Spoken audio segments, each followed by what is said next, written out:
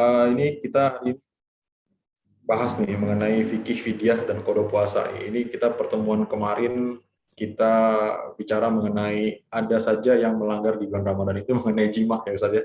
Iya. Dan ini Masya Allah pelanggaran berat yang dihukum dengan ada pembayaran kafarat itu ya. Nah, sekarang kita bicara fidyah dan qada. Mungkin agak sedikit akan berbeda dengan kafarat mungkin ya Ustaz ya. Mungkin teman-teman juga banyak masih yang bingung di luar sana ini ya fidyah aja, perlu qada aja atau qada plus fidyah. Nah, ini mungkin nanti insya Allah teman-teman semua hari ini akan coba diberikan informasi pengetahuan oleh guru kita Ustadz Abdul Wasikal. Untuk itu waktu dan tempat kami persilahkan kepada Ustadz untuk memulai takarul Mas. Bismillahirrahmanirrahim. Assalamualaikum warahmatullahi wabarakatuh. Alhamdulillah. Wassalatu wassalamu ala rasulillah. Wa ala alihi wa man tabi'ahu bi ihsan ila yaumiddin. Allahumma anfa'na bima 'allamtana wa 'allimna ma yanfa'una wa zidna ilma. Segala puji kita panjatkan pada Allah Rabbul Alamin. Salawat serta salam semoga tercurah pada junjungan kita sekalian, Nabi yang mulia, Nabi kita Muhammad sallallahu alaihi wasallam. Baik, pada kesempatan siang ini saya share lagi materi kita dari kitab Safinatun Najah. Ya, kemarin Mas Roli baca ya. Kita sekarang bahas ini. Konsekuensi tidak puasa ya Ustaz ya? Konsekuensi tidak puasa ini ya. Kemarin kan tentang yang hukum-hukum ya. Nah sekarang ini bagi yang tidak puasa, dia dapat keringanan, terus gantinya itu apa? Nah di sini nanti kita bahas, mulai dari bahasan ini sampai ke bahasan qada dan fidyah, baru terakhir tentang pembatal puasa. Ya, coba kita bahas. Konsekuensi tidak puasa. Wa aqsamul iftari arba'atun aidan. Ahadu ma yalzamu fil qada wal fidyatu. Wa huwa isnani al-awwalu al-iftaru li khaufin ala ghairihi wa tsani al-iftaru ma takhiri qada'in ma imkani hatta ya'ti ramadhan akhar wa tsaniha ma yalzamu fihi al-qada'u duna al-fidyati wa huwa yakthur kamugma alayhi wa salisuha ma yalzamu fihi al-fidyatu duna al-qada'i wa huwa shaykhun kabirun. Warabi'uha la wala wa huwal majnun alladzi lam yata'adda bi jununihi. Nah, bisa dibaca ini. Oke, baik. Pembagian konsekuensi tidak puasa ada 4, yaitu pertama, tidak puasa yang mengharuskan qada dan fidyah. Ada 2. 1, tidak puasa karena khawatir pada orang lain, dan B, tidak puasa dengan mengakhirkan qada hingga datang Ramadan berikutnya padahal mampu. Kedua, tidak puasa yang mengharuskan qada tetapi tidak menunaikan fidyah. Ini banyak terjadi seperti orang pingsan. 3, tidak puasa yang mengharuskan fidyah tanpa qada, yaitu orang tua renta. Dan 4, tidak qada dan fidyah, yaitu orang gila yang tidak sengaja gila. Catatan? Nah, kalau sengaja gila berarti nanti disuruh qada. Ada orang tuh gila sengaja juga ada. Kita lihat di sini dulu ya. Tidak puasa mengharuskan qada dan fidyah. Jadi kewajibannya 2 nih Mas Roli. Ada qada plus fidyah sekaligus. Nah, dia qada plus fidyah sekaligus. Berlaku pada yang pertama, tidak puasa karena khawatir pada yang lain. Contoh di sini, tidak puasa karena khawatir seorang ibu kepada bayinya. Ya, terutama di sini yang wanita hamil dan menyusui. Ya. Wanita hamil dan menyusui, dia tidak puasa karena khawatir pada bayinya. Maka kewajibannya qada plus fidyah. Ya, qada plus fidyah. Terus, yang kedua, tidak puasa dengan mengakhirkan qada hingga datang Ramadan berikutnya. Padahal mampu. Jadi, perlu diingat, kaidah penting, qada puasa, ya, ini para akhwat sekalian, ya, atau yang hadir di sini, yang muslimah, ini sering terjadi nih ya. Qada puasa diingat, itu berlaku dari Ramadan ini ke Ramadan berikut. Berarti sampai Ramadan berikut harus sudah lunas. Kalau tidak ada uzur, ya harus sudah lunas. Ya, kalau tidak lunas sampai Ramadan berikut, maka kewajibannya adalah qadha plus fidyah. Lihat ya, kewajibannya nanti jadi apa? Qadha plus fidyah. Saya mau coret-coret sekalian.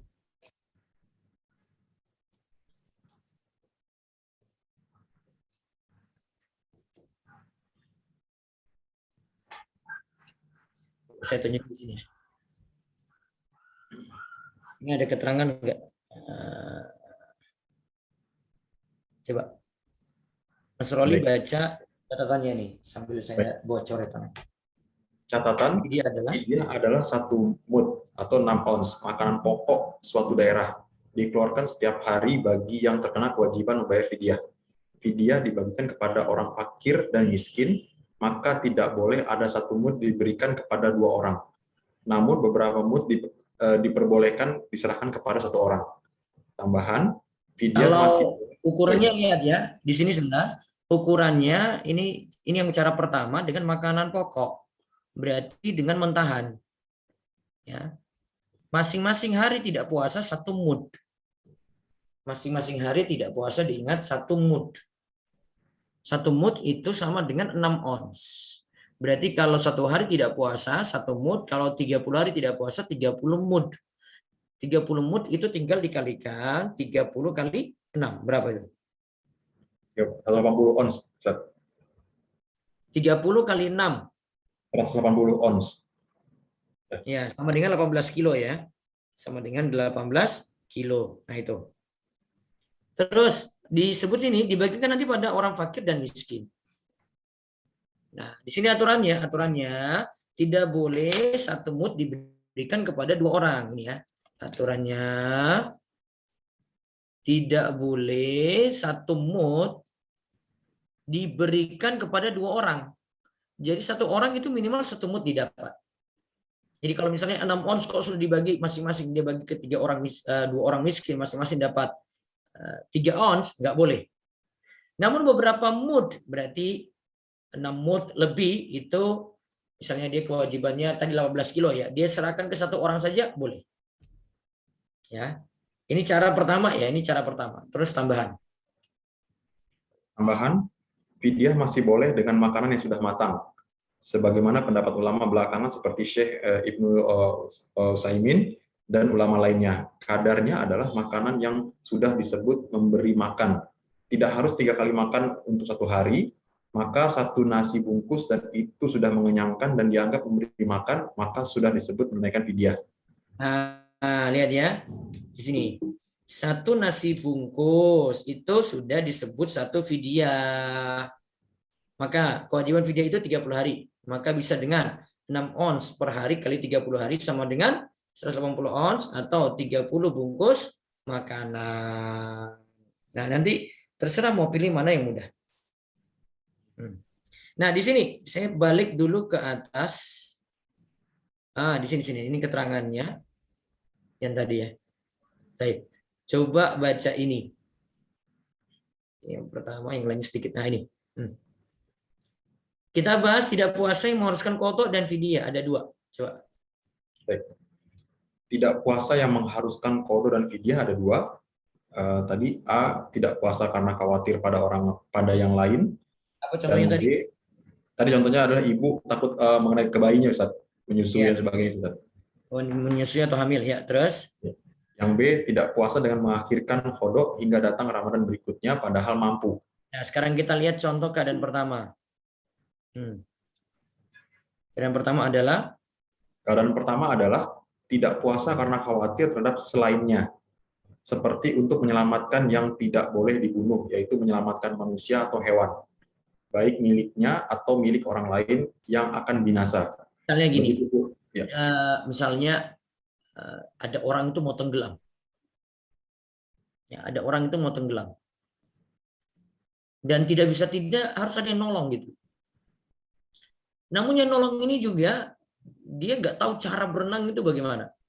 Jadi kalau orang nggak bisa renang itu kan kecenderungan untuk masuk air itu kan besar, puasa batal itu. Ya, ini bisa besar. tapi dia tidak mau, pokoknya dicari cara untuk bisa nolong. Akhirnya dia ikut berenang juga, cari cara sampai dia bisa menyelamatkan orang itu. Akhirnya puasanya batal. Nah, kalau dia karena sebab orang lain, kewajibannya qada dan fidyah. Nah, itu contohnya juga. Selain tadi karena wanita hamil dan menyusui tadi ya, untuk khawatir pada bayinya. Terus begitu pula. Begitu pula keadaan pertama adalah tidak berpuasanya wanita hamil dan menyusui karena khawatir bahaya pada anaknya saja, dengan kriteria yang menyebabkan seseorang boleh tayamum. Walaupun anak itu bukan anak kandung dari wanita yang menyusui, juga walaupun tidak mendapatkan bayaran. Nah, boleh jadi dia karena nyusui yang lain ya, akhirnya dia tidak puasa. Tapi di sini khawatir bahaya pada anaknya saja dengan kriteria gini, sakitnya sakit berat yang akhirnya bolehkan tayamum. Nah, gitu. Kalau dia tidak menyusui itu bisa sakit parah nih. Sakitnya itu menyebabkan tayamum. Terus sehingga yang ini. Sehingga bila khawatir pada dirinya sendiri atau dirinya bersama dengan orang lain, maka ia wajib tidak puasa dan kewajibannya qada saja. Nah, Begitu ini pula kalau khawatir pada dirinya sendiri, yang ini ya, dirinya sendiri atau dirinya bersama dengan orang lain, maka ia wajib tidak puasa, kewajibannya qada saja. Terus begitu pula. Begitu pula apabila tidak berpuasa untuk menyelamatkan harta, maka wajib qada saja jika harta itu miliknya. Nah, terus. Itu menurut kesepakatan ulama. Namun bila harta itu milik orang lain, maka wajib qada saja menurut Ar-Ramli, tetapi menurut Ibnu Hajar wajib qada dan fidyah. Ini perbedaannya di sini. Tapi yang kita masuk dalam bahasan kita, yang bahasan di atas ini ya, karena dia tidak puasa karena khawatir pada yang lain. Contoh tadi wanita hamil, dia khawatir wanita hamil, wanita menyusui pada bayinya. Maka kewajibannya qada plus fidyah. Sekarang lihat keadaan kedua. Keadaan kedua adalah tidak berpuasa dengan disertai mengakhirkan qada, padahal mampu menunaikannya segera hingga datang Ramadan berikutnya. Ya, Namun jika tidak mampu karena bersafar atau sakit terus-menerus hingga datang Ramadan berikutnya, atau ia menunda puasa karena tidak tahu kalau mengakhirkan itu diharamkan, padahal ia sudah sering bergaul dengan ulama, kewajibannya qada saja. Terus Namun jika ia mengetahui diharamkan mengakhirkan, lalu tidak tahu akan wajibnya fidyah, ia tidak dianggap mendapatkan uzur. Ia wajib menunaikan qada dan fidyah sekaligus.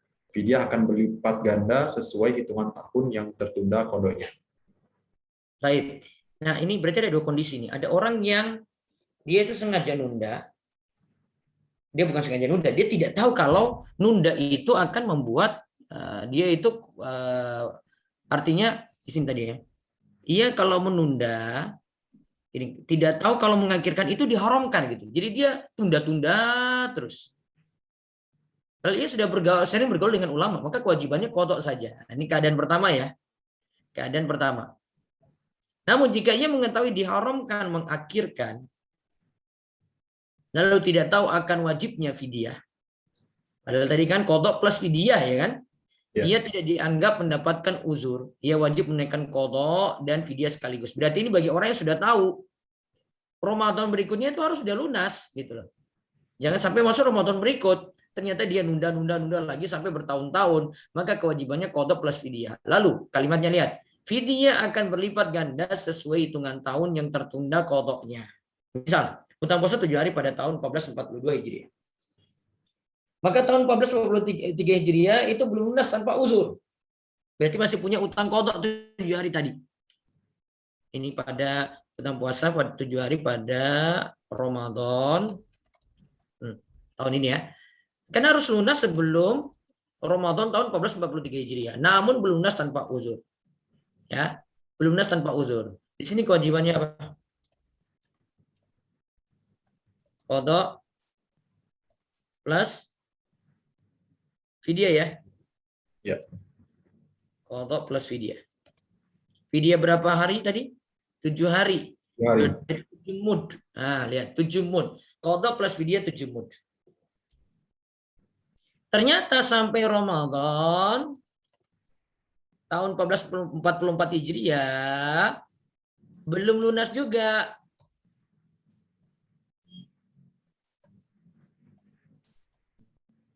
Maka kewajibannya, lihat nih kewajibannya Qadha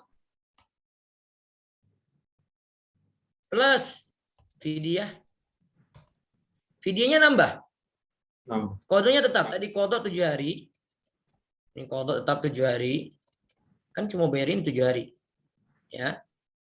Terus fidyahnya nambah. Fidyahnya 7 mud. Berarti tambah lagi 7. Berapa berarti? 14. Nah, gitu. Jika belum lunas lagi, ya,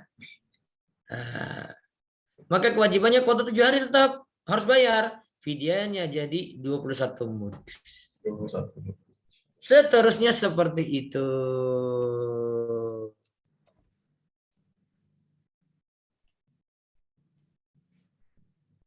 Paham ini? Coba. Oh, Ustaz. Ada akhwat yang nanya enggak? Gimana, ada yang tanya mungkin langsung silakan raise hand. Ini sudah bahas ini sudah pada kena ini sebenarnya. Siapa yang Ustaz? Ternyata langsung berlipat ganda nih fidyahnya. Fidyahnya berlipat bukan ganda, qadhanya tetap. Ada yang nanya? Ustaz, kalau misalnya dia nggak tahu hitungan ini, baru tahu sekarang, Ustaz, apakah akan dilipat gandakan sekarang, Ustaz? Tapi dia tahu kalau batas bayar qadha itu sebelum Ramadan kan? Iya, betul. Tahu ya, maka kewajiban qadha masih ada sesuai jumlah harinya ya. Tadi misalnya 7 hari ini. Fidyahnya, dia susulkan aja berarti. Hitung fidyah berlipat-lipat itu. Oh. Jika ada yang bertanya mungkin dari Ivan dan Akhwat di sini terkait penjelasan pertama tadi mengenai kewajiban qadha dan fidyah. Saya yang ini. lagi ngitung-ngitung jangan Ustaz. dikali 1 kali 2. Assalamualaikum, Gimana? ini Ustadz mau tanya Ustadz. Silakan Mbak Rini. Iya, jadi misalnya nih Ustadz kan di tahun ini tadi hitungannya qadha 7 hari, fidyah 7 mud. Terus belum dibayar hutangnya di Ramadan tahun depan, qadhanya tetap 7 hari, fidyahnya udah 2 kali lipat. Nah, kan nanti berlipat ya, terus ya. Terus kalau di tahun 1444 Hijriahnya itu nambah hutang lagi Ustadz gitu, karena masih kan pasti kalau wanita ada uzur itu gimana Tat jadinya Tat? makanya qadhanya itu pokoknya dihitung, di qadhanya tetap ya. Qadhanya biasanya tidak berlipat. Yang berlipat fidyah lagi. Kalau fidyahnya akhirnya di sini ada utang lagi 1444 ini ya. Iya, ada utang lagi nih Tat. Ada utang lagi, belum lunas lagi tuh. Belum lunas lagi. Nah, tinggal ditambahkan aja, nanti moodnya nambah lagi tuh. Waduh.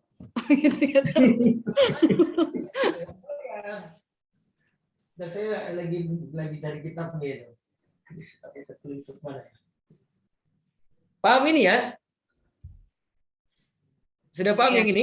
Jadi ini kan baru Ramadan 1442 Hijriah. Iya. Nanti jadi utang puasa lagi misalnya nih. Ini utang lagi di tahun 1443. Sama juga dia kayak begini keadaannya. Gitu berarti maksudnya. Tapi sini kan baru 7 hari. Berarti yang utang 1443 pun akan Nah, gini nih, jadi gini nih. Nah, itu. 1443 nih. Nanti yang tahun berikutnya lagi sama lagi gitu. 1444 sama lagi gitu. Tinggal ini ubah aja nih. Oh, baik. Gitu. Sudah kan? Seterusnya kayak gitu lagi tuh rumusnya. Matiknya make ini matematikanya nih. Ini biasanya yang para akhwat itu sering kayak begini nih, bahkan dari SMP itu nggak bayar-bayar. Saya ya jawab juga bingung juga gitu. Bingungnya karena numpuk sekali ya Bu. Itu saya bilang itu numpuk sekali. Ya Ustadz, baru berlipat sampai ada yang cerita ke saya dia sampai hitung sampai bertonton itu loh. Kan tadi 6 ons ya. 6 ons ternyata itu sampai berlipat-lipat. Dia bingung hitungnya itu. Sudah, pokoknya nyicil aja deh, nggak apa-apa. Fidyahnya, kodoknya jangan lupa gitu. Baik Ustadz, syukron. Ada yang bertanya juga. Dari tadi ada yang raise hand. Silakan ingin bertanya langsung ya Ustadz, lebih prefer untuk interaktif Nah, dibandingkan coba. via chat. Silakan. Ini ada yang di ini, ada Mas Roli, ada yang di chat. Bagus itu ya. Di chat ya. Baik. Di chat. Oke, Ustadz. Kalau kodoknya karena hamil, kemudian tahun berikutnya menyusui dan fidyah di awal sudah dibayarkan, apakah membayar fidyah lagi untuk utang puasa karena hamil yang terbayar, Ustadz? Nah, kalau ini ada uzur namanya. Ini beda ya. Jadi kalau hamil menyusui itu uzur, dia karena hamil itu proses lama, menyusui juga gitu loh. Jadi sepanjang tahun dia belum bisa ganti biasanya. Beda dengan utang puasanya ini karena haid, ini yang kita bahas ini paling mungkin karena haid, seringnya itu karena haid gitu. Gitu ya. Kalau uzur berarti nggak berlipat ganda, Ustadz? Kalau hamil menyusui itu ada uzur kan, tidak berlipat ganda. Oh, tidak berlipat ganda ya? Tidak berlipat ganda. Tapi tetap hitungannya kodok dan fidyah itu dibayarkan, tapi tidak berlipat ganda saja fidyahnya ya? Iya, kodok dan fidyahnya tidak berlipat ganda lagi. Karena ada uzur. Kan tadi kita sudah bahas, yang berlaku di sini kalau tidak ada uzur kan, dia sudah diketahui haram diakhirkan. Akhirnya dia tunda-tunda juga. Terus tidak tahu akan wajibnya fidyah. Ia tidak dianggap mendapatkan uzur, tetap bayar. Oh iya, betul. Diuzur. Baik. Gimana Mbak Aisyah? Oke, sudah clear ya? Oke, baik. Pertanyaan berikutnya nih, satu lagi Ustadz nih, dari Pak Noni. Ustadz, kalau dari SMP, kayak tadi Ustadz itu, kalau dari SMP. Sendiri yang hitung ya, yang punya utang bukan saya. Seingatnya aja saja. Ustadz gimana Ustadz? Kalau dia masih ingat ya Ustadz ya? Masih ingat. Sebisa mungkin diingat-ingat. Utang itu berapa, nanti fidyahnya berapa. Pokoknya yang pusing yang punya utang. Jangan bikin saya pusing lagi gitu loh. Kaidahnya tadi ya. Nah sekarang lihat ya, tidak puasa yang mengharuskan qadha, tetapi tidak menunaikan fidyah. Oke, baik. Ini poin kedua. Ya, dua. Coba baca. Baik, poin kedua, tidak puasa yang mengharuskan qadha, tetapi tidak menunaikan fidyah. Ini banyak terjadi seperti orang pingsan. Ini banyak macamnya, seperti tidak puasa karena pingsan, orang yang lupa niat di malam hari. Nah, niatnya kan harus di malam hari, ya terus. Orang yang sengaja tidak puasa selain hubungan intim. Karena kalau hubungan intim, dia nggak disuruh qadha, disuruh apa kemarin? Kafarat, Ustaz. Kafarat. Iya. Iya kan, kafarat beda, nggak enak banget dia cuma qadha saja, kemarin hukumannya 6. Nggak boleh cuma qadha saja, 6 kafaratnya besar banget. Terus besar, ini lagi dan meninggalkan niat puasa dengan sengaja. Nah, jadi dia tidak berniat gitu loh. Besok nggak mau puasa aja lah gitu ya. Terus pagi-pagi dia mau puasa gitu, nggak bisa. Nah, sebab-sebab yang ini kewajibannya qadha saja. Kalau yang tadi yang nomor 1 qadha plus fidyah. Sekarang yang 3 kewajibannya fidyah saja. Tidak puasa yang mengharuskan fidyah tanpa qadha, yaitu orang tua renta. Dan yang dimaksud di sini adalah untuk yang berusia lanjut yang tidak mampu berpuasa seumur hidupnya.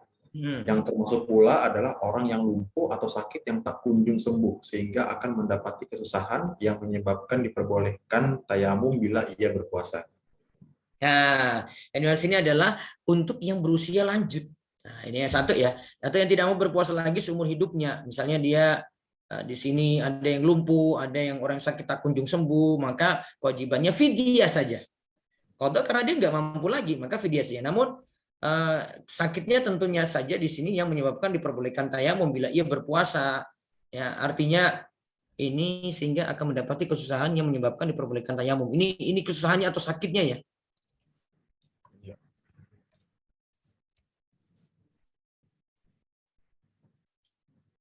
Nah, kesusahannya seperti itu kadarnya. Terus yang terakhir ini tidak ada qadha, tidak ada fidyah bagi siapa? Bagi yang tidak sengaja gila gitu. Baik. Kayaknya ada pertanyaan lagi itu di ini. Baik. Tapi dari Ukti Indah, Ustaz, kalau sudah bayar fidyah duluan karena hamil dan menyusui, tapi kodonya belum tuntas, apakah tetap bayar fidyah di tahun-tahun berikutnya? Enggak, itu uzur, tidak masalah. Tunda saja nggak masalah. Oh ya, karena hamil tadi. Nah, sekarang ini waktu pembayaran fidyah. Waktu pembayaran fidyah, silakan. Waktu pembayaran fidyah. Seseorang dapat membayar fidyah pada hari itu juga ketika dia tidak melaksanakan puasa atau diakhirkan sampai hari terakhir bulan Ramadan. Sebagaimana dilakukan oleh sahabat Anas bin Malik ketika beliau telah berada di usia senja. Ya, Anas bin Malik itu ketika berada dalam usia senja, beliau itu mengundang, jadi dilakukan oleh Anas bin Malik ketika beliau mengundang makan. Beliau itu mengundang makan orang-orang untuk diberi fidyah. Jadi dia sudah masak. Ini dalilnya kenapa tadi saya sebut ada yang berupa makanan siap santap ya. Ini dalilnya nih. Jadi dia mengundang makan orang-orang untuk diberi fidyah. Jadi dia sudah buat makanan namanya sarid. Nah, ketika itu dia telah berusia senja. Ya. Anas bin Malik ketika telah berusia senja, berada di usia senja, ya, itu beliau mengundang makan orang-orang untuk diberi fidyah. Nah, jadi berarti bentuknya bisa dengan makanan siap saji tadi yang kita bahas kan, terus juga bentuknya ngundang orang malahan, bukan kita bawa ke orang miskinnya, tapi ayo makan di rumah saya gitu, bisa dia ngundang, tapi dia ngundang orang-orang miskin saja, ya. Jadi beliau mengundang makan untuk orang-orang agar diberi fidyah, ya, sebagai bentuk pemberian fidyah. Tuh. Itu. Lantaran ini ya dibolehkan tadi dengan makanan siap santap ya. Terus di sini juga jadi dalil beliau itu kumpulkan fidyah itu di akhir semuanya. Jadi misalnya sebulan ini nggak puasa ini, jangan bayarnya pas awal Ramadan gitu. Puasa di hari puasa tidak puasa sorenya bayar. Kalau enggak dia numpuk 10 hari dulu ya. Atau enggak dia numpuk nanti sampai 30 hari gitu. Cara bayar fidyah. Nah, terus ada keterangan lagi di bawahnya, para ulama berbeda pendapat. Para ulama berbeda pendapat tentang masalah bolehkah mempercepat pembayaran fidyah atau tidak untuk yang sudah tua renta atau yang menderita sakit menahun yang sulit diharapkan sembuhnya. Tentang hal ini, Imam Nawawi rahimahullah menyatakan bahwa sepakat ulama mazhab Syafi'i menyatakan tidak bolehnya mempercepat pembayaran fidyah sebelum masuk Ramadan. Nah, ingat, berarti 1 Ramadan belum masuk, tapi dia sudah bayar fidyah untuk 1 bulan, nggak boleh. Tunggu Ramadan masuk dulu gitu loh. Terus, adapun mempercepat Pembayaran fidyah setelah terbit fajar subuh setiap harinya diperbolehkan. Jadi misalnya ini kan hari Kamis ya. Jadi Kamis tidak puasa. Dia bayarnya itu pas subuh, boleh. Subuh hari Kamisnya. Subuh hari Kamisnya, boleh. Padahal dia baru mulai puasa kan, harusnya mulai puasa, tapi kan tidak puasa. Tapi dia boleh bayar dari saat itu. Terus, yang keempat, mempercepat pembayaran fidyah sebelum masuk waktu subuh di bulan Ramadan juga masih diperbolehkan. Pendapat ini dipilih oleh Ad-Darimi, kata Imam Nawawi. Jadi malamnya dia bayar, bukan pas subuhnya, malamnya dia bayar untuk Kemisnya. Berarti pas Rebunya dia bayar, Rebu malam. Malam Kemis lah kita sebut ya, maka masih dibolehkan juga. Terus, yang kelima. Tidak masalah memajukan fidyah untuk 1 hari saja, tidak untuk 2 hari atau lebih. Inilah pendapat mazhab Syafi'i. Imam Al-Khatib Asy-Syabirni mengatakan tidak dibolehkan untuk wanita hamil dan menyusui memajukan fidyah 2 hari atau lebih dari waktu berpuasa. Sebagaimana tidak boleh memajukan zakat untuk 2 tahun. Namun, kalau memajukan fidyah untuk hari itu dibayar pada hari tersebut atau pada malamnya, seperti itu diperbolehkan. Nah, kuncinya di sini. Berarti kan kayak tadi saya terangkan ya. Misalnya Kemis ini ya, tidak puasa. Dia bayar pas tarweh. Tarwehnya dia bayar untuk puasa besok. Boleh. Seperti disebut dalam Mughni al-Muhtaj. Ya, berikutnya lagi. Baik. Nomor 6, waktu akhir penunaian fidyah tidak dibatasi. Fidyah tidak mesti ditunaikan pada bulan Ramadan. Bisa ditunaikan pada Ramadan. Ayat yang mensyaratkan fidyah yaitu surat Al-Baqarah ayat 184. Tidaklah menetapkan waktu tertentu sebagai batasan. Fidyah ditunaikan sesuai kelapangan walau ditunda beberapa tahun. Baik. Jelas itu ya. Berarti misalnya ada fidyah di bulan Ramadan ini sampai Ramadan berikut juga belum lunas, nggak masalah. Kecuali tadi apa? Kecuali apa tadi? Ada uzur. Kecuali, ini kan ada uzur yang kita bahas ya, uzur atau tidak uzur. Kecuali tadi yang sampai berlipat yang mana? Sampai Ramadan berikut gak bayar-bayar fidyah juga. Betul. Karena tadi itu loh yang tidak puasa, dia sengaja nunda sampai Ramadan berikut. Padahal tidak ada uzur orang ini. Wallahu a'lam. Baik, satu lagi pembahasan kita. Faslun fi bayani ma la yuftiru mimma yasilu ilal jawf. Alladzi la yuftiru mimma yasilu ilal jawfi sab'atu afradin ma yasilu ilal jawfi binisyan au jalin au ikra'in bi jarayani riqin bima baina asnanihi wa qad ajaza an majjihi li udhrihi wa ma wasala ilal jawfi wa kana ghubara tariqin wa ma wasala ilaihi wa kana gharbalata daqiqin au rubaban ta'iran au nahwahu. Nah, dibaca. Pasal yang tidak membatalkan puasa walau sampai ke dalam al-jawf atau rongga. Perkara yang masuk ke rongga atau al-jawf tetapi tidak membatalkan puasa ada 7, yaitu Nah, satu, masuk ke dalam sini ya, tapi tidak membatalkan puasa. Satu. apa yang masuk ke al-jawf dalam keadaan lupa. Yang kedua, Ya, tidak dalam keadaan tahu. lupa atau dalam keadaan tidak tahu, terus Ketiga, dipaksa. dipaksa. Jadi, Keempat, karena ketiga keadaan ini ya lupa, tidak tahu, dipaksa. Terus keempat, ludah yang mengalir di antara sela gigi tanpa kesanggupan mencegahnya sebagai uzur. ya, terus yang kelima, Apa yang masuk ke rongga mulut berupa debu jalan. yang keenam, Apa yang masuk ke dalamnya berupa ayakan tepung atau lalat atau lalat atau burung semisalnya. yang masuk ke mulut. Berarti yang kita bahas di sini, kalau makan dalam keadaan lupa, dalam keadaan tidak tahu, dipaksa, puasanya tidak batal. Begitu juga ada ludah yang mengalir di antara sela-sela gigi tanpa kesanggupan mencegahnya, itu sebagai uzur pula. Ya. Terus apa saja yang masuk ke rongga mulut berupa debu jalan, ya, berupa debu jalan. Nah, itu kan tidak sengaja masuk, maka dimaafkan. Apa saja yang masuk berupa ayakan tepung sampai lalat pun masuk, ya, maka itu dimaafkan.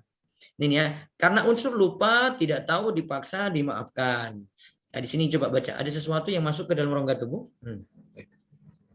Ada sesuatu yang masuk ke dalam rongga tubuh dengan aliran ludah yang membawa sisa makanan yang ada di antara giginya, sedangkan dia tak mampu mengeluarkannya. Tidak Nah, di sini diwajibkan. berarti ini tidak masalah. Ada sesuatu yang masuk, ini berarti ini tidaklah masalah. Tidaklah membatalkan puasa. Tidaklah membatalkan puasa. Ya.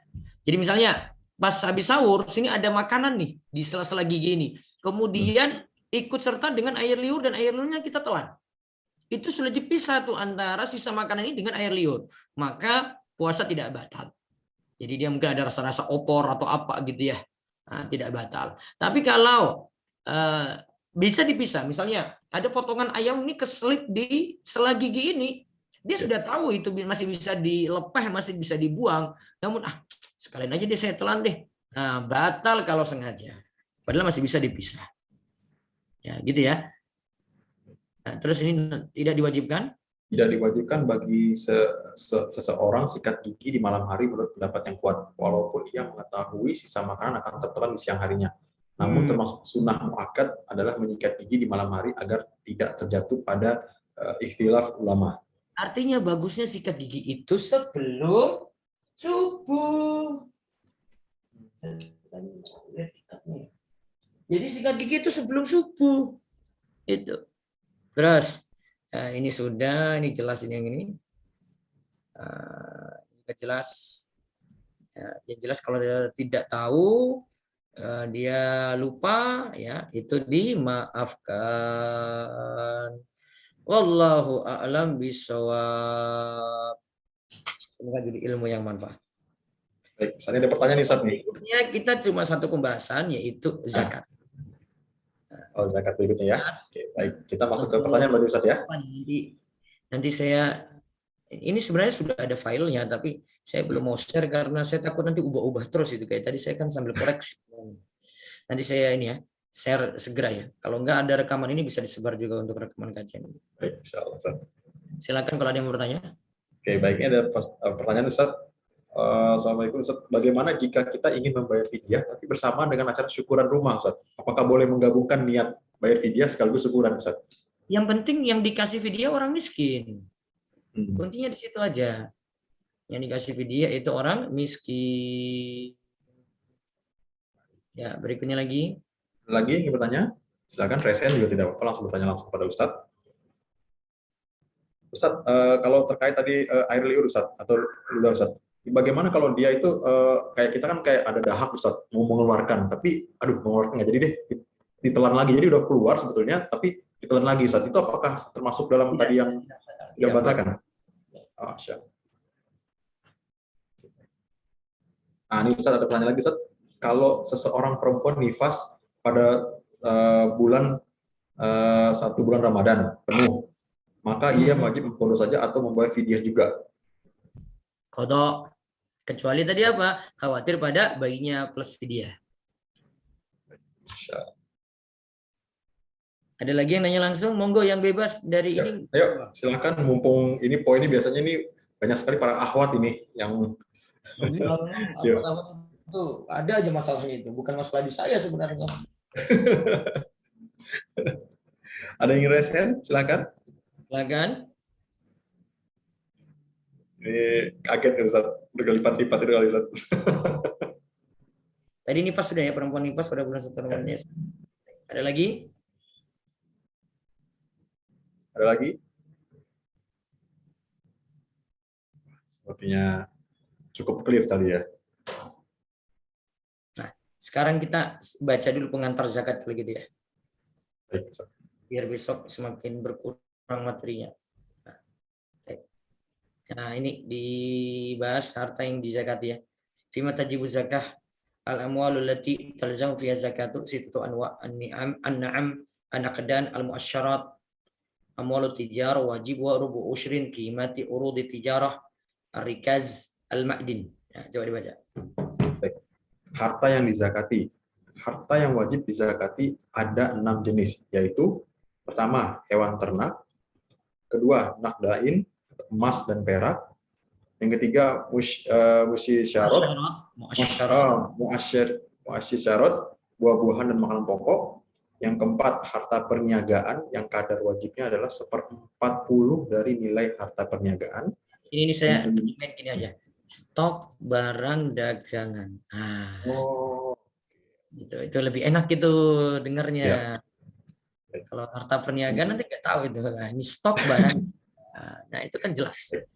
Yang akhwat-akhwat yang punya gamis itu kan jadi stok. Dijual gitu kan. Nah, selama jadi stok itu kena zakat. Terus yang kelima, harta rikas atau harta karun. Nah, ini saya terjemahin gini aja. Harta peninggalan jahiliyah dari non-muslim. Berjelas ya. Terus yang keenam. Yang keenam adalah barang tambang. Barang tambang kalau dalam mazhab cuma untuk emas dan perak saja. Nah, sekarang kita lihat di sini secara bahasa. Baik, pengertian dan hukum zakat. Secara bahasa zakat berarti an-nama atau at-tadhir, tumbuh dan menyucikan. Secara istilah zakat adalah tumbuh dan at-tathhir itu menyucikan. Secara istilah zakat adalah ini. Ismun lima yukhraju an malin wa badanin ala wajhin makhsusin. Ya. Istilah untuk sesuatu yang dikeluarkan dari harta atau badan dengan cara yang khusus. Untuk harta ini namanya zakat mal, Mas Roli ya. Ingat ya, harta ini zakat mal ya. Kalau badan itu zakat fitrah. Yang kita bicarakan dalam zakat tempat ini. Satu tadi disinggung di sini ada harta ya. Harta yang dizakatkan. Dua itu syarat-syaratnya. Tiga itu besaran zakat. Empat golongan penerima zakat. Jadi kalau kita bahas zakat manapun, ini empat ini harus dipelajari. Hartanya apa saja? Hartanya tadi kan 6 yang kita sebut ya. Tadi 6 atau 7? 6 ya. Terus ada syarat-syarat zakat ya. Nanti kita akan lihat syarat-syaratnya apa saja. Terus ada besaran zakat ya. Terus golongan penerima zakat. Nah, ini dalil-dalil kewajibannya saya pending dulu, ini mudah. Sekarang lihat orang yang hartanya wajib kena zakat. Dibaca nih.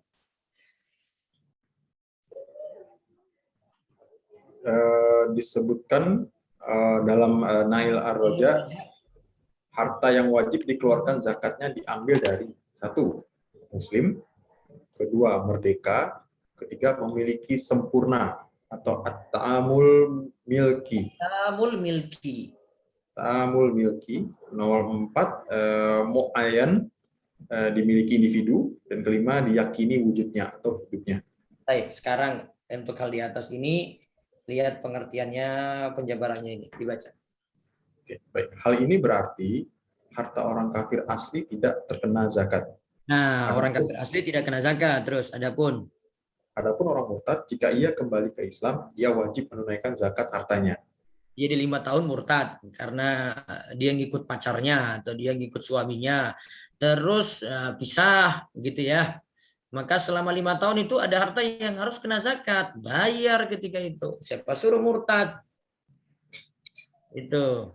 Berikutnya. Harta budak tidak dikenakan zakat karena ia tidak punya kepemilikan. Iya, terus harta budak mukatab. Harta budak mukatab artinya budak yang dijanjikan oleh tuannya untuk dimerdekakan apabila dia telah membayar sejumlah uang. Tidak dizakati karena lemah kepemilikannya. Nah, terus harta masjid. Harta masjid termasuk pondok dan madrasah atau yang diwakafkan pada orang-orang fakir tidak wajib dizakati karena tidak muayyan, bukan milik perorangan. Nah, paham nggak ini? Jadi kas masjid itu nggak usah dihitung zakatnya, milik umat. Ada kas pondok, tidak usah dihitung zakatnya. Ada madrasah, tidak usah dihitung zakatnya. Kas pengajian, nah itu tidak usah dihitung zakatnya karena bukan milik perorangan. Paham ini masalah yang ini? Ya, insya Allah. Nah, terus berikutnya. Harta peninggalan milik janin berupa warisan tidak dizakati karena janin tersebut belum diyakini hidupnya. Bisa nggak janin dapat waris? Mungkin saja bisa. Ya. Jadi ketika dia lahir, dia nanti mau dikasih harta waris langsung dong. Tapi kalau masih dalam bentuk janin, belum kan berarti. Maka kalau yang punya itu saja belum lahir, maka belum kena zakat. Terus catatan. Harta dari anak kecil dan orang gila tetap dikenai zakat. Harta tersebut dikeluarkan zakat oleh wali yang mengurus harta mereka. Berarti kalau ada tabungan anak, orang tua kasih untuk anak, dan itu memang milik anak, dan itu telah mencapai nisab, bertahan 1 tahun, kena zakat. Gitu ya.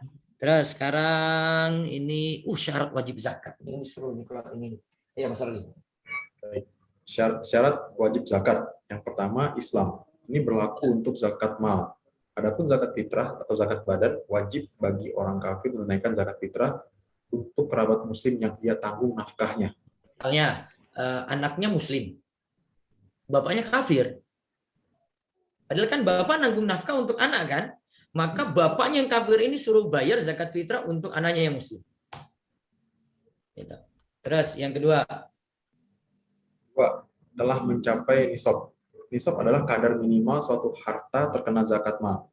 Nisab ini berbeda-beda tergantung harta yang dikeluarkan zakatnya. Harta yang dikeluarkan zakat adalah harta tertentu, yaitu pertama, hewan ternak, unta, sapi, dan kambing. Kedua, hasil pertanian, makanan pokok dan buah-buahan tertentu. Ketiga, mata uang, emas, perak, dan uang kertas. Keempat, barang dagangan. Kelima, barang tambang. Tadi apa? Coba diganti aja. Tadi apa namanya? Oh, stok. Barang. Stok jalan ya. Kalau stok kan jelas. Kalau bilang barang dagangan dia nggak paham-paham tuh. Padahal dia punya toko. Bilang aja stok barang dagangan itu langsung ngerti itu. Ya. Sebenarnya saya beberapa pedagang itu sampai saya ngisi bertahun-tahun nggak paham-paham juga. Baru saya beritahu stok barang dagangan. Sebenarnya stok saya kena. Ya kena nggak Pak? Masa nggak kena? Terus. Firman. Barang tambang dan rikas yang berupa emas, tambang dan rikas atau karun yang berupa emas dan perak. Kerijal man. Oh nggak Agus. Bawa lagi. Ini ya, barang tambang dan rikas. Tapi yang ini yang berupa emas dan perak ya. Baik. Sekarang kita lihat syarat kedua ini sudah paham belum? Kadar minimal tahu nggak? Minimal 85 Ustaz. Nah, 85 gram emas. tergantung punya apa dulu, Mas Roli. Begitu. Iya. Harus lihat dulu ini tergantung punya apa. Ya. Coret ini. Kalau nggak coret-coret nggak paham. Wifi.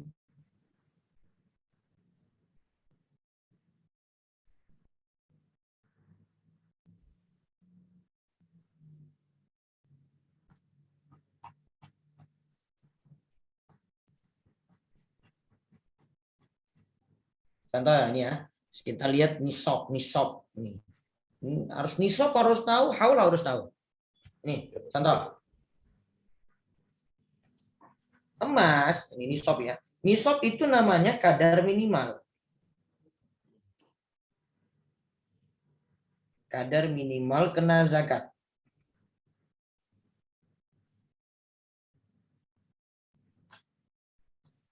Ya.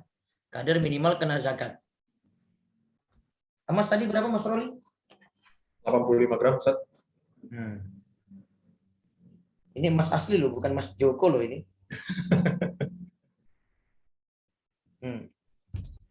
85 gram ini standar emas 24 karat ya.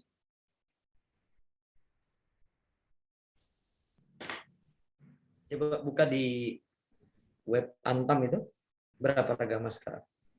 Berapa sekarang? 1 juta ya Ustaz. 998.000 per gram. Harga terakhir 995.000 itu. 998.000 1 juta.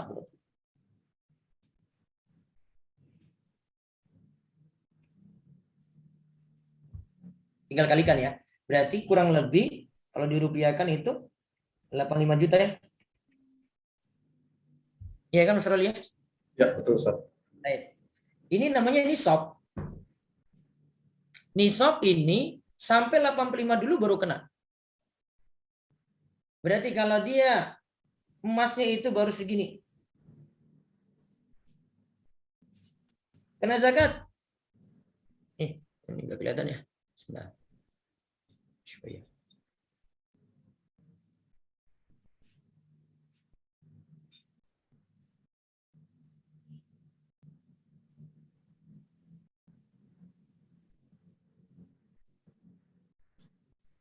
Ya, emasnya 20 gram. Sudah kena zakat? Belum Ustaz. Belum.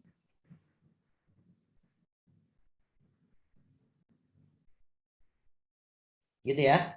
Jadi harus standar ini dulu tercapai. Standar 85 inilah standar orang kaya yang punya emas. Ini namanya kaya ini. Kalau emasnya baru 20 gram tidak disebut kaya. Itu. Ini belum karena belum kena zakat. Ini belum kaya. Dari sisi punya emas loh di sini. Beda kalau dia punya uang, nanti standarnya beda lagi. Gitu. Paham ya?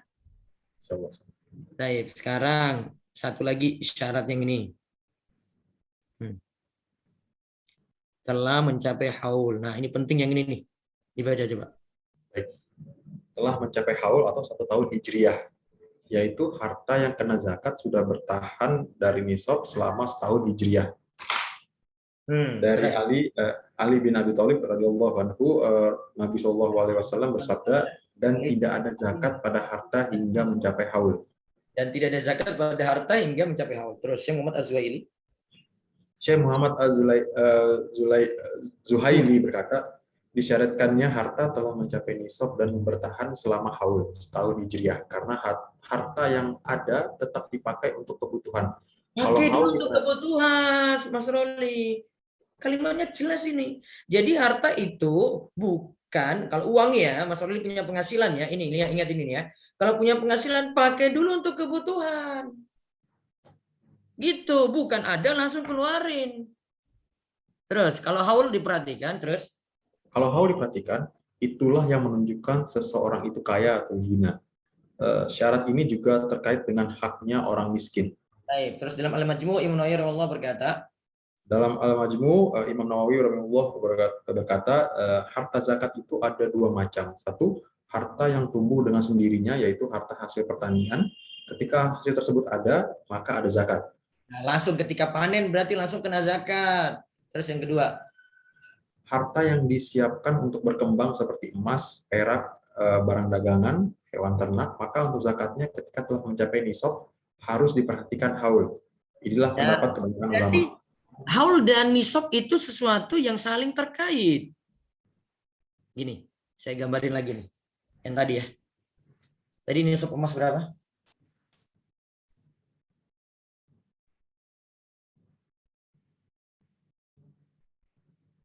Nisab emas berapa tadi Mas Ruli? 85 gram ya? 85 gram. Nah, misalnya ini kalau kita mau bayar zakat itu, ingat pakai kalender apa? Juni, Juli, Iya. Agustus. Atau pakai kalender Hijriah. Hijriah, Ustaz. Iya. Jangan jadi kafir-kafir terus lah. Islam gitu loh. Rojab misalnya ya. Rojab 2 bulan sebelum Ramadan. Misalnya. Mas Roli punya emas. Ya, jadi sultan ini, sultan dadaan nih ya. Insyaallah. Emas itu 100 gram. Tadi kembali, sudah nisab belum ini? Sudah, Ustaz. Nah, sudah nisab. Namun di Rojab ini, ya, di Rojab ini 1443 Hijriah belum kena zakat dulu, Mas Roli. Nunggu kapan? Nunggu sampai ketemu Rojab berikutnya, Ustaz. Rojab 1444 Hijriah. Harta tadi harus bertahan di atas nisab. Ini nisabnya taruh tengah-tengah ini ya. Dia jangan jatuh dari nisab sepanjang tahun ini. Kalau masih terus, misalnya di akhir tahun ini dia beli antam lagi, akhirnya di sini punya 120 gram. Nah, ini namanya sudah haul. Sudah haul terpenuhi toh? Dan tadi sudah nisab terpenuhi kan? Dia nggak jatuh dari nisab di tengah-tengah tahun. Berarti mana? Kena zakat yang mana Mas Roli? Kena zakat yang ini 120 gram atau kena zakat yang 100 gram atau kena zakat 120 kurang 100? 20, Ustaz. Pakai saldo terakhir.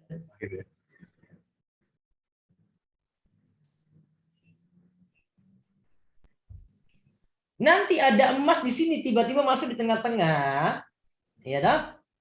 Ada emas yang masuk tengah-tengah, walaupun emas yang masuk itu belum 1 tahun, betul nggak? Iya. Kan ini jadi 120, berarti ada emas yang belum 1 tahun kan? Tetapi kan nisabnya di sini sudah tercapai. Yang nambah-nambah tadi ngikut saja ke bulan Rojab, gitu. Jangan yang nambah ini dihitung haulnya sendiri.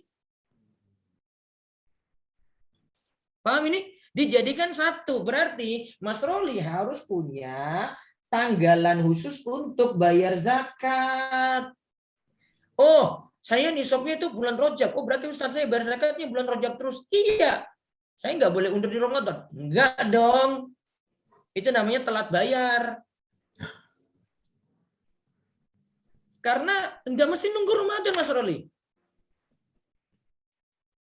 Zakat itu tergantung kewajibannya. Kenanya kapan sih? Kayak Mas Roli kena pajak aja deh.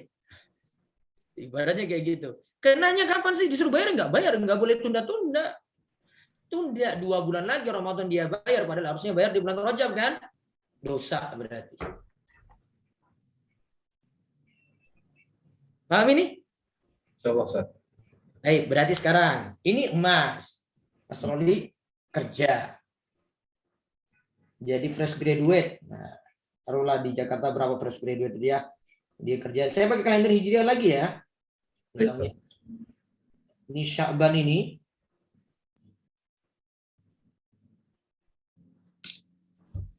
Uangnya dia dapat gaji langsung fresh gitu ya. 7 juta. Tes 8 juta aja deh.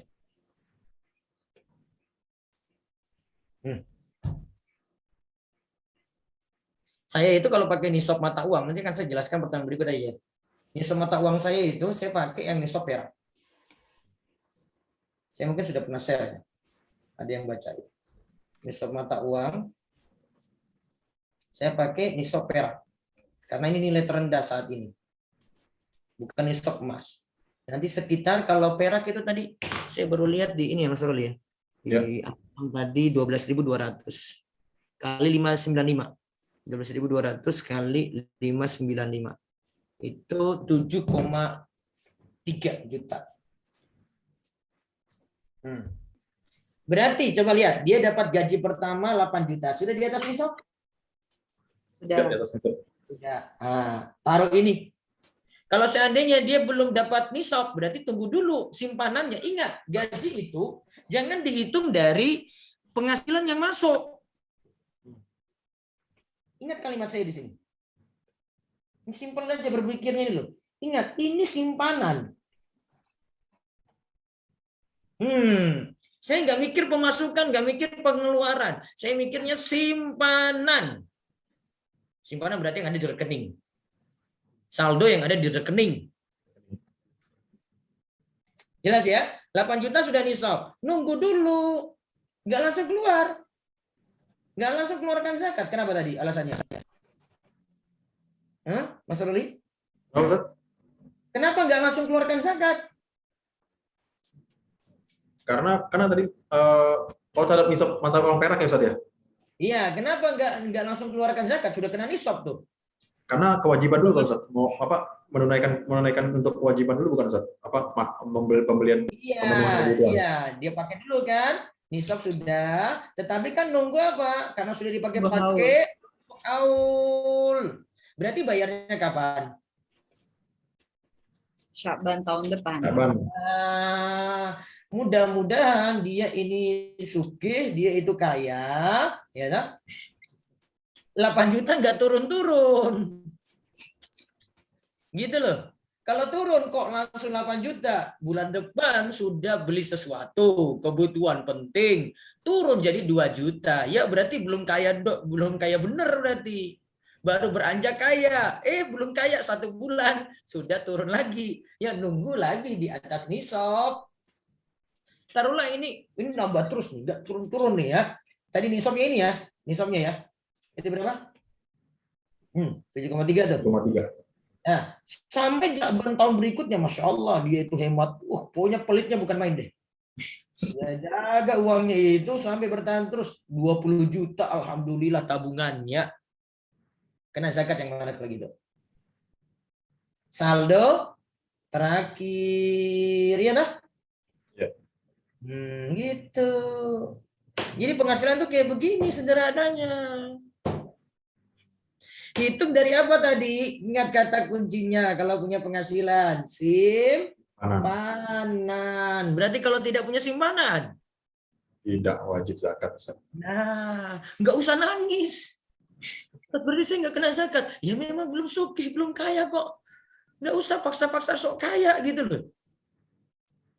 Ada nisab. Ini nisab loh. Nisabnya jelas banget ini loh. Nisab. Soalnya kalau nggak pakai standar ini, standar jadi nggak jelas gitu loh. Orang, saya mau keluarkan zakat. Emangnya sudah nisab Pak? Belum juga, saya mau keluarkan aja. Nggak kayak gitu. Sudah? Nah, taib cukup. Sisanya pekan depan. Masya Allah.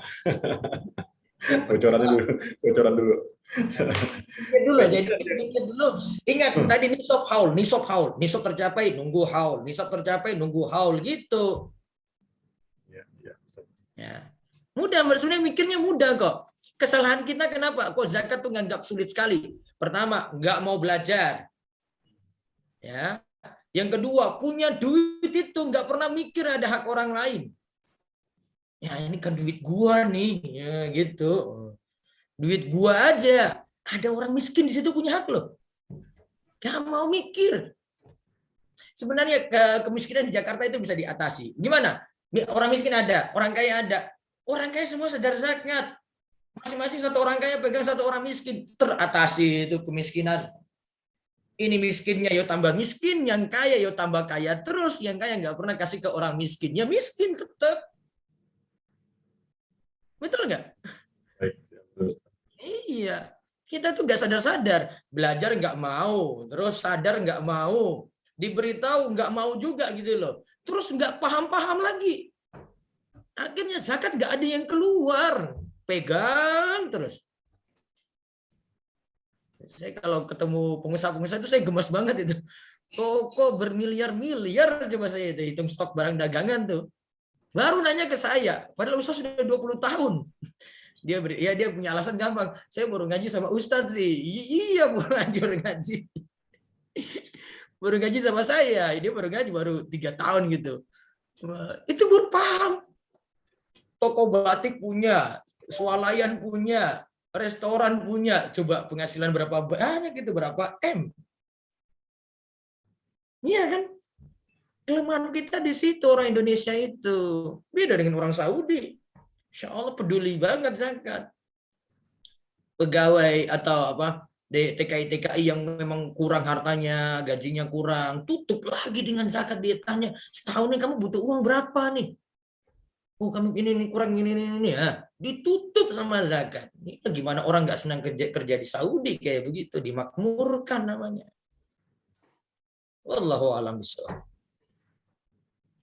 Ya, biar penasarannya selesai nanti pekan depan. Belum selesai tadi, tengah aja belum tadi itu. Ya. Ini membuka pertanyaan, Ustaz? Ya, coba kalau ada yang mau nanya. Kalau nggak ada yang mau nanya, kita tutup aja. Ya, baik. Ada yang bertanya mungkin? Saya Ustadz melanjuti yang tadi tuh Ustadz tentang pengusaha yang baru ngaji sama Ustadz. Ya pertanyaannya sama sih Ustadz. Berarti kalau alasannya memang karena ketidaktahuan terus akhirnya baru tahu zakat-zakat yang sudah terlewat itu apa yang baiknya dilakukan? Solusinya gampang, nggak usah ngaji dengan saya gitu loh. Yang nggak lewat ada istilahnya kodok. Ada kode zakat juga ya? Nah, kan kalau puasa itu kan ada kodoknya. Nah, zakat itu kodoknya juga. Jadi misalnya 3 tahun dia usaha sudah jalan ya. Taruhlah stok barang dagangan tuh, nggak pernah hitung stok. Dan dia punya data sebenarnya setiap tahun itu berapa stok barang dagangannya gitu loh. Nah, masalahnya berikutnya itu, haul itu kan kapan harta tadi mencapai nisab. Iya. Iya kan? Nah, biasanya kalau orang baru mikir zakat sekarang ini, haulnya dia bingung juga. Ustadz, saya nggak tahu harta saya mencapai nisab itu bulan apa. Sekarang tentukan saja. Ya sudah, saya ingat saya bayar zakat bulan Ramadan saja. Berarti dari bulan ini dihitung. Nah, kalau misalnya usahanya 3 tahun, taruhlah bulan Ramadan yang lalu itu kira-kira zakatnya berapa, bulan Ramadan berikutnya lagi berapa, bulan Ramadan ini berapa. Gitu. Kalau misalnya nih Ustadz, tapi dia punya data keuangannya berantakan lah Ustadz. Tapi kalau secara nisab sudah masuk gitu, tapi dia tidak tahu persisnya berapa gitu Ustadz. Dari yang lalu-lalu itu seperti apa Tat? Ya dibesar-besarkan aja deh itunya. Ya dibesar-besarkan ya, baik. Nilainya dibesarkan gitu. Atau mungkin dipukul sama dengan tahun ini sama gitu, walaupun mungkin tahun sebelumnya lebih rendah. Tapi ya sudahlah saya taruh sama dengan tahun ini aja deh, saya kalikan 3 gitu. Aman itu berarti. Baik. Siap. Jazakallah khair Ustaz. Ya, Gom. Ini ada yang masuk chat Ustaz. Yang pertama nih, bagaimana hukumnya dengan peraturan sekolah yang di kampung? Ana biasanya setiap murid diharuskan zakat fitrah ke gurunya, misal dengan beras 3 kg atau uang sekian. Itu gimana Ustaz? Kalau dengan guru-gurunya nggak mampu boleh. Kalau gurunya mampu nggak usah. Itu tadi beras 3 kg ya atau uang ya. Kalau dengan uang sebagian ulama masih katakan sah. Jadi ya sah-sah saja kalau dengan guru ya. Tapi kalau ada yang miskin lebih bagus gitu ya. Saya takutnya gurunya kaya ini. Terus berikutnya yang Bu Dewi selanjutnya, Ustadz, boleh kita memberikan THR pegawai atau pembantu dari uang zakat karena pendapatan usaha yang kurang memadai sedangkan harta perniagaan yang juga kena zakat? Bisa. Kayak gini bisa. Dia THR-nya diambil dari zakatnya ya. Ya silakan ya sebenarnya karena kan THR itu terserah dari yang punya uang kan. Dia mau kasih THR tidak, boleh dia kasih tidak, atau dia sampaikan uzur saya nggak mampu. Kebetulan nih, ini ada zakat nih, ya sudah THR-nya itu aja gitu. Ingat kaidahnya, tidak mesti harta zakat itu kita beritahu ke yang menerima, ini harta zakat saya, nggak mesti. Ngasih saja. Yang penting niat kita mau bayar zakat. Itu. Baik. Lagi itu ada? Baik. Terakhir Ustaz ya. Aku Ustaz mau nanya terkait lokasi zakat zakat fitri atau zamal. Apakah ada di dalam syarat zakat? Misalnya saya kerja di kota A, tinggal di kota B, lalu saya harus zakat di mana Ustaz? Kalau zakat fitrah, khusus zakat fitrah dapat Idul Fitri di mana? Itu pun tidak wajib gitu loh. Misalnya Mas Roli mudik kemana nanti? Nggak mudik? Ke Sumatera, ke Padang Ustaz. Ke Padang, Sumatera Barat Ustaz. Ke Padang ya misalnya. Idul Fitrinya di sana, bayarnya di sana. Gitu. Oh. Tapi kalau seandainya sudah bayar duluan Jakarta, nggak masalah. Ya itu nggak masalah ya. Tapi kalau mau afdol, saya bilang afdol, nggak mesti harus gitu ya. Terus kalau zakat mal itu di mana harta itu berada. Misalnya saya kerja di Jakarta, tapi saya mudik ke Jogja, tapi kan usaha saya di Jakarta. Hartanya ini kan di Jakarta berarti ya, maka dibayarkan di situ. Tapi kalau dia salurkan ke orang lain boleh. Tapi ada lagi aturan yang bagus. Pilih keluarga lebih dekat. Nah, Mas Roli misalnya kewajiban zakat, terus keluarganya ada di Sumatera. Berarti cari orang Sumatera saja yang di Sumatera, transfer aja ke sana. Keluarga sendiri dimakmurkan lebih bagus daripada mikir orang lain. Gitu. Bedanya mudah ya. Ingat kalau ini nanti ini akan saya bahas. Kalau sampai di bahasan golongan penerima zakat, diprioritaskan keluarga sendiri dulu. Baik, kalau gitu Ustaz. Baik, kalau gitu mungkin cukup sekian mungkin ya Ustaz ya untuk hari ini. Kita sambung. Biasanya satu hari menjelang Idul Fitri selalu ada lagi nih. Ada orang tua sepupunya. Fitrah pokoknya untuk 8 golongan. Bahkan kalau dalam mazhab Syafi'i itu fitrah itu cuma untuk 6. Yang nggak masuk itu amil zakat dan mu'allafatu qulubuhum. Itu nggak masuk. Yang lainnya masuk, misalnya ke dai yang nggak mampu, ke pengajar TPA, ke para santri, boleh. Allahu a'lam. Ya, cukup. Baik, Ustaz ya. Baik, alhamdulillah. Baik, ikhwan alhamdulillah telah kita dengarkan ya kajian atau ilmu dari guru kita Ustaz Abdul Tuasikal terkait tadi ada 2 ya mengenai qada dan fidyah, dan juga terakhir adalah intro sedikit mengenai zakat. Jadi teman-teman tadi sudah ini ya, sudah tahu hukumnya tadi ya, jadi harus hitung-hitungan sekarang nih, terutama yang tadi mengenai fidyah, jangan-jangan berlipat-lipat ini. Masya Allah ya. Baik, alhamdulillah teman-teman semua, dan kita ucapkan jazakallah khair Ustadz sudah memberikan ilmunya hari ini ya. Kita doakan mudah-mudahan Ustadz selalu sehat walafiat, dan juga selalu Allah lindungi dari mara bahaya, sehingga insya Allah kita selalu beliau mau memberikan ilmu terus untuk kita semua ya. Amin ya rabbal alamin. Baik, untuk itu kami dari pengurus Hijatul Kafa mengucapkan jazakumullah khairan katsiran kepada teman-teman yang sudah hadir, alhamdulillah yang hadir pada siang hari ini. Kami mohon maaf bila dalam kajian ini kami ada kekurangan. Kita sampai ketemu lagi insya Allah di pekan depan, di hari Kamis ya, di jam yang sama.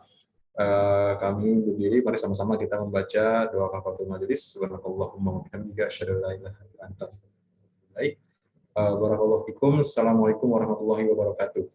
Waalaikumsalam warahmatullahi wabarakatuh. Jazakallah khair Ustaz. Jazakallah khair Ustaz. Jazakallah khair Ustaz. Ustaz.